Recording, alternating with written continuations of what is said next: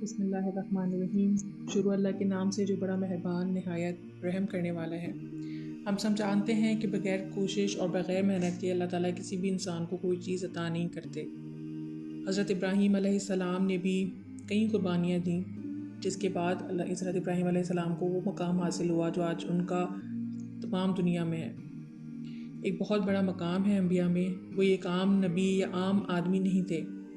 یہودی کہتے تھے کہ ابراہیم علیہ السلام ہمارے ہیں، عیسائی کہتے تھے کہ حضرت ابراہیم علیہ السلام ہمارے ہیں، جبکہ اللہ تعالیٰ کہتے ہیں کہ نہ تو وہ عیسائی تھے نہ ہی وہ یہودی تھے، بلکہ حنیفم مسلمن، یعنی وہ مسلمانوں کے ہیں۔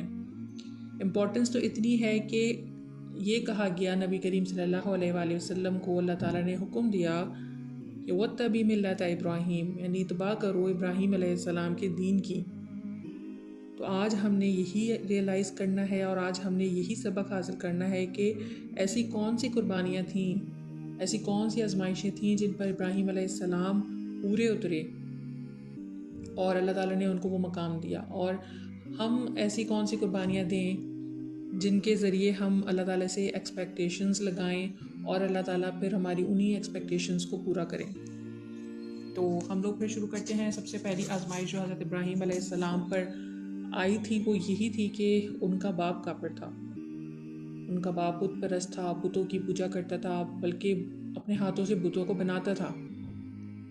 کتنی بڑی آزمائش تھی کہ ایک طرف حضرت ابراہیم علیہ السلام یہ دیکھتے تھے کہ آگ ہے، جہنم ہے، اور جہنم میں ان کے والد کو ڈالا جائے گا۔ دوسری طرف اپنے باپ کو دیکھتے تھے، باپ کی محبت تھی، وہ جانتے تھے کہ ان کا باپ جو ہے وہ جہنمی ہے، اور یہ چیز ہم امیجن بھی نہیں کر سکتے کیونکہ وہ ایک نبی تھے۔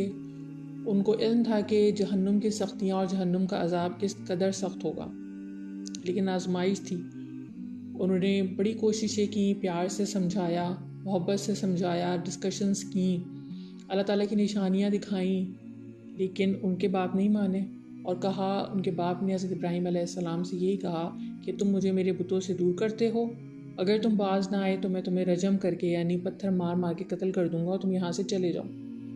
اس وقت حضرت ابراہیم علیہ السلام نے اپنے والد کو سلام کیا اور وہاں سے نکل گیا، اور فرمایا کہ میرا خدا میری دعاؤں کو قبول کرتا ہے اور میری دعاؤں کو قبول کرنے والا ہے، اور میں اس سے آپ کے لیے دعا کروں گا۔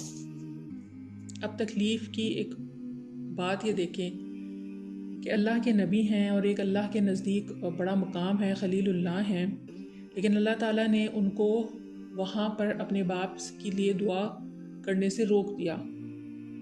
یہ وہی ابراہیم علیہ السلام ہیں جنہوں نے اپنا پورا خاندان چھوڑ دیا صرف اللہ کی خاطر، ہر چیز کی قربانی دے دی، لیکن اللہ تعالیٰ کا ان سے کیا تقاضا ہے کہ وہ اپنے باپ کے لیے دعا نہیں کر سکتے، کیونکہ وہ ان کا باپ کافر تھا، اور کافروں کے لیے مغفرت کی دعا نہیں کی جا سکتی، کافروں کے لیے رحم کی دعا نہیں کی جا سکتی۔ تو یہ بھی ایک بہت بڑی آزمائش تھی کہ وہ نبی ہونے کے باوجود وہ اپنے والد کے لیے دعا نہیں کر سکتے۔ اس کے بعد دوسری بڑی آزمائش یہ تھی، دوسری قربانی ذرا دیکھیں کہ اہل خانہ کو قربان کرنا ہے۔ حضرت ابراہیم علیہ السلام کو حضرت اسماعیل علیہ السلام سے بہت محبت تھی، وہ ان کے بڑھاپے کی اولاد تھیں، بڑی دعاؤں سے اللہ تعالیٰ نے ان کو نوازا تھا۔ کیا ہم امیجن کر سکتے ہیں اس چیز کو کہ آپ کی شادی کو کئی سال گزر گئے، آپ نے دعائیں کیں، بڑھاپا آیا، اس میں بڑھاپے میں اللہ تعالیٰ نے آپ کو ایک اولاد سے نوازا، اور آپ نے اس کی محبت میں پورا بڑھاپا گزار دیا، اللہ تعالیٰ نے پھر جا کے آپ کو خوبصورت سی اولاد عطا کری، لیکن پھر اللہ تعالیٰ کی طرف سے یہ حکم آئے کہ اپنی بیوی اور بچے کو فلاں صحرا میں تنہا چھوڑ کر چلے جاؤ۔ خاص طور پر جو شادی شدہ حضرات ہیں نا، وہ اپنے آپ سے ذرا امیجن کریں اور سوچیں کہ اللہ تعالیٰ نے انہیں اولاد دی ہو اور ان سے یہ تقاضا کرے تو کیا ہوگا؟ کیا وہ اس قربانی کو مانیں گے؟ اپنی فیملی کو چھوڑ کر چلے جائیں گے؟ یہ وہ صحرا تھا جہاں پہ نہ کوئی انسان تھا، نہ ہی کوئی پانی تھا، نہ ہی کوئی کھانے کی چیز تھی، لیکن حکم ہوا کہ اس وقت ہم تمہاری قبول کریں گے، ہم جانیں گے کہ تم اللہ تعالیٰ پہ ایمان لاتے ہو کہ نہیں، تمہارا ایمان کتنا ہے کہ جب تم اپنے بچوں کو چھوڑ کے وہاں پر آؤ گے، اپنے بیٹے کو، اپنی بیوی کو، اپنی فیملی کو وہاں صحرا میں چھوڑ دو گے۔ تو حضرت ابراہیم علیہ السلام نے کیا کیا؟ حضرت ابراہیم علیہ السلام اس آزمائش پہ بھی پورے اترے، انہوں نے اس صحرا میں اپنی بیوی کو اور اپنے بچے کو چھوڑ دیا، اللہ کے آسرے پر، اللہ پر یقین کر کے چھوڑ دیا، اور ان کی بیوی ان سے پوچھتی رہیں کہ آپ کہاں جا رہے ہیں، ہم اس جنگل میں، اس صحرا میں اکیلے تنہا چھوڑ کر؟ تو حضرت ابراہیم علیہ السلام چلتے رہے اور انہوں نے کوئی جواب نہیں دیا۔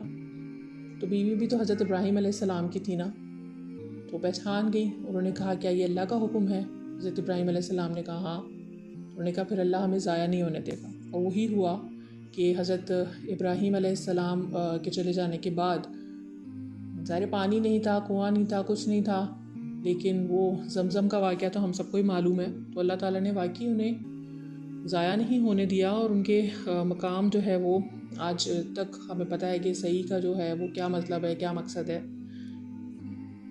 پھر اس کے بعد اس سے سب سے بڑی آزمائش کیا تھی کہ جس اولاد کو اللہ نے بڑھاپے میں دیا اور جس سے بہت محبت تھی، کہا کہ اس کو قربان کر دو۔ اب وہ بڑا ہو چکا ہے بچہ، وہاں جاؤ اس کو قربان کر دو، اس کے گلے پہ چھری چلا دو۔ کوئی بھی نہیں کر سکتا اس طرح۔ آج کیا ہم کر سکتے ہیں؟ ہم تو بڑا کہتے ہیں کہ ہم مسلمان ہیں، ہمیں تو دین بنا بنایا ملا ہے، ہم جو پیدا ہوئے ہیں ہمیں تو اب پڑھایا گیا ہے کلمہ، ہم نے تو کوئی کاسٹ پے ہی نہیں کی، کچھ ادا ہی نہیں کیا۔ یہ تھیں آزمائشیں اس ایمان کے بدلے کی، جو آج ہمیں ایسے ہی مل گیا ہے اور ہم اس کی قدر نہیں کرتے۔ تو حضرت ابراہیم علیہ السلام وہاں پہنچے، اور پہنچ کر انہوں نے اپنے بیٹے سے کہا کہ بیٹا میں نے خواب دیکھا ہے اور مجھے تمہیں قربان کرنے کا حکم ہوا ہے۔ تو بیٹے نے کیا کہا؟ بیٹے نے کہا کہ ابا جان، جو آپ کو حکم ہوا ہے وہ آپ کر دیں، آپ مجھے صابرین میں پائیں گے۔ یہ تھے ابراہیم علیہ السلام اور ان کے اولاد کہ جب انہیں لٹایا گیا تو بہادر بیٹے نے کہا کہ مجھے اچھی طرح باندھ دیں تاکہ میں موو نہ کر سکوں، مجھے گھبراہٹ نہ ہو، جس کی وجہ سے میں ہاتھ پاؤں چھڑا کر بھاگ نہ جاؤں۔ اچھی طرح سے چھری کو تیز کر لیجئے گا تاکہ جب آپ خود چھری چلائیں تو مجھے زیادہ تکلیف نہ ہو اور میری جان آسانی سے نکل سکے، اور میرا منہ دوسری طرف کر دے گا تاکہ جب اگر آپ کی طرف میرا منہ ہوا تو کہیں یہ نہ ہو کہ آپ مجھ پہ رحم کھا لیں اور رحم کھا کے آپ اس حکم کی تعمیل نہ کر سکیں۔ پھر اس طرح سے حضرت ابراہیم علیہ السلام نے اپنے ایمان کو ثابت کیا اللہ تعالیٰ کے سامنے، اور اللہ تعالیٰ نے ان کے اس قربانی کو بھی قبول فرما لیا، اور اللہ تعالیٰ نے پھر ایک دمبا بھیجا، ایک جانور بھیجا جس کی قربانی کی گئی۔ اب اللہ تعالیٰ ہم سے کسی ایسی چیز کا تقاضا تو نہیں کرتا کہ ہم لوگ اپنی اولادوں کو قربان کریں یا اپنی فیملیز کو چھوڑ کے صحرا میں چلے جائیں۔ اللہ تعالیٰ ہم سے صرف اور صرف اس جذبے کا تقاضا کرتا ہے، اس نیت کا تقاضا کرتا ہے کہ جس جذبے سے حضرت ابراہیم علیہ السلام نے اپنے بیٹے کے اوپر چھری چلائی تھی، صرف یہی تھا نا جذبہ کہ اللہ تعالیٰ کو راضی کرنا ہے، اللہ کے حکم کی تعمیل کرنی ہے۔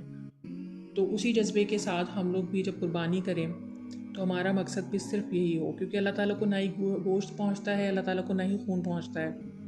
کم از کم ہماری نیت جو ہے وہ خالص ہونی چاہیے، جیسے کہ حضرت ابراہیم علیہ السلام کی تھی۔ اس وقت ہمیں احساس ہوگا کہ حضرت ابراہیم علیہ السلام پر کیا گزری تھی، اور اس ٹائم ہم جانیں گے کہ ہم پر اللہ تعالیٰ کی کتنی رحمتیں ہیں کہ اللہ تعالیٰ نے ہم سے اتنی مشکل آزمائشیں نہیں لیں۔ تو اگر ہم اللہ تعالیٰ سے کچھ چاہتے ہیں تو ہمیں اللہ کے لیے کچھ قربان کرنا پڑے گا۔ ہر وہ حرام کام جس سے اللہ تعالیٰ نے منع کیا ہے اس کو قربان کرنا ہے۔ جو چیزیں اللہ تعالیٰ نے ہم پہ حرام کی ہیں اس کو ہمیں قربان کرنا ہے۔ یہ کام اتنا مشکل نہیں ہے، اللہ کی محبت دل میں آ جائے تو ہر چیز کی قربانی ہو سکتی ہے۔ تو جو ابراہیم علیہ السلام کی آزمائشیں تھیں اور ان پر وہ پورا اترے، تو آپ بھی یہ کہیں کہ اللہ تعالیٰ میں تیری خاطر اس چیز کو قربان کر رہی ہوں، کیونکہ تجھے نہیں پسند، مجھے پسند تھا لیکن تجھے نہیں پسند، تو میں اس کو قربان کرتی ہوں۔ اور پھر دیکھیے گا کہ اللہ تعالیٰ کے نزدیک آپ کا مقام بھی انشاءاللہ بلند ہوتا ہے۔